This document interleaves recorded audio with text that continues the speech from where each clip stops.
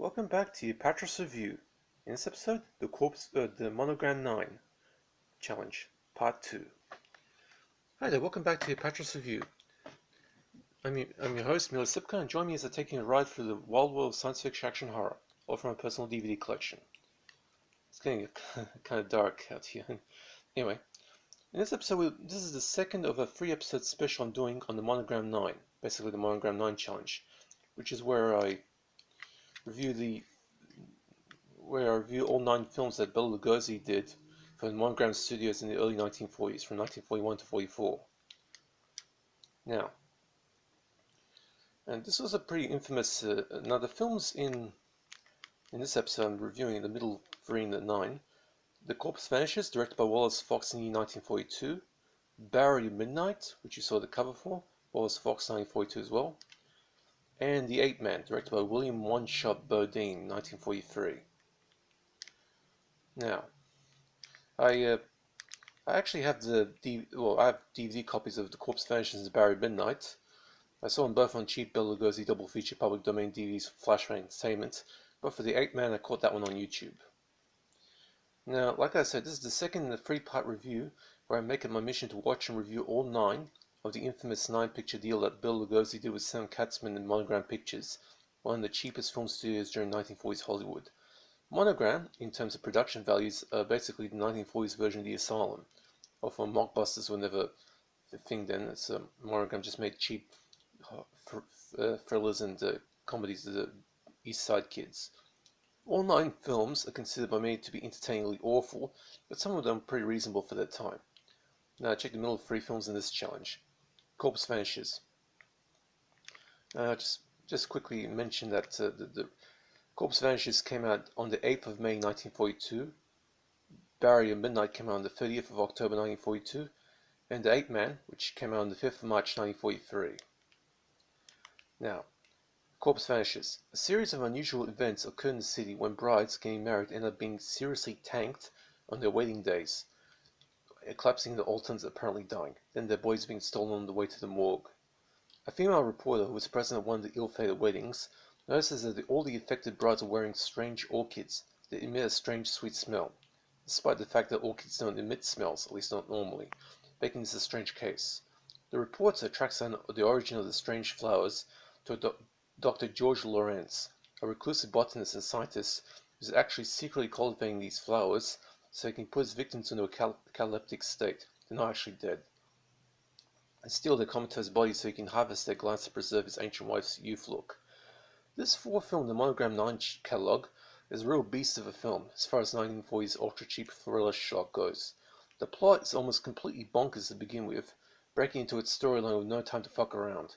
We start right at one of the sabotage weddings, and the film goes from go to whoa with a pace that will make today's audiences pretty impressed. Michael Bay must have learned something from this when it comes to fast pacing, although the edits were still within the boundaries of 1940s filmmaking. There are plenty of bad but snappily tuned dialogue. The strange turns the plot makes all have a demented quality to them. For example, Lugosi, who is aided by a loyal squad of henchmen, including his old buddy Angelo Rosito, who at least gets to speak in his role here, makes the most of his performance here. The way Hollywood treated this legend of the horror genre was nothing short of disgraceful, but Lugosi did his job well, no matter how cheap the film's budget became. He was actually, I admire him, he was a really good professional. Never let the cheap budget sap his energy. And the film makes a solid case for why mad scientists should stock a whip and possibly a stab-proof doctor's gown in the mad science lab. The science behind the story is a joke, so don't go into this trying to understand the logic behind this. Just go with the flow and you'll be impressed. Plus, the film completes its goofy story after an hour and small change, making this a pretty decent time waster if you've got too little time to watch a proper-sized movie. I give The Corpse Vanishes a C+, 5 out of 10. Passable. Now, Bowery at Midnight. The 5th feature in the Monogram 9 is a bit of a step down from The Corpse Vanishes and its bonkers storyline, but still pretty weird stuff if you think about it.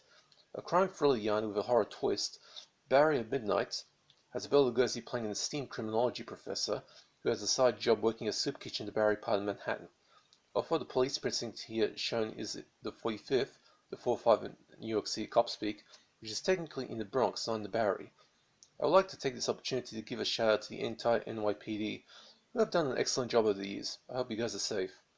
And the establishing shot of the university where Lugosi is teaching is of the California University in Berkeley, not anything resembling New York University, where he uses a soup kitchen called the Friendly Mission to recruit certain, let me just call them criminal associates, to help him commit crimes like robbery and murder.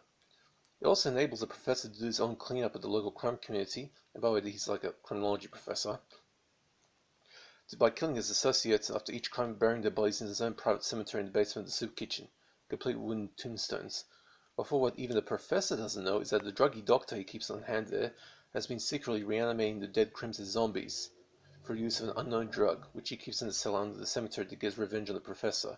Which comes soon enough after a local cop engaged to a pretty chick who helps in the place goes undercover and stumbles onto the rogue professor's scheme. This film is only slightly less weird than the previous film, but still has some, let's just call it, unusual circumstances in the plotting department. The addition to zombies to what is otherwise a standard crime thriller is a pretty strange thing to do, and given the fact that I love zombie films that plan to use this show to review a whole shitload of them over the coming seasons, this is actually the very first zombie film I've reviewed for this show. Hooray. And Barry Midnight comes off as pretty demented stuff, but not quite demented enough to get anything over a C grade from me. The film is average stuff, although there is something of a plot hole in the hero supposedly getting killed and zombified, yet shown the final scene back to his normal self again. Unless it was merely wounded and then zonked into a sort of zombie state, like the others who are clearly walking corpses, then this doesn't really make any real sort of sense. Strange. Anyway, Barry Midnight gets a C. 4 out of 10, making it strictly average. Now, the Ape Man. You've got to feel sorry for poor old Bela. By this point, he was pretty much accepting any job he can get in order to get the drug money he so desperately needed for his addiction to morphine. And, according to rumors, he was apparently quaffing formaldehyde because it was the only stuff that still had an effect on him. Poor bastard.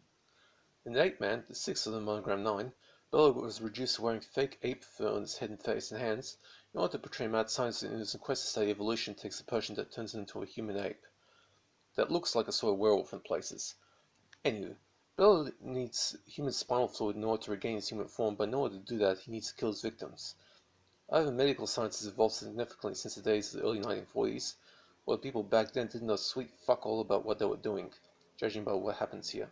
The film was directed by legendary hack William Bodine, known as One Shot, due to his habit of shooting so fast and cheap that he only needed one take for each scene. This is the same guy who gave the world Jesse James Meets Frankenstein's daughter, and reportedly directed more than 250 films, maybe even as high as 300, mainly from the silent era.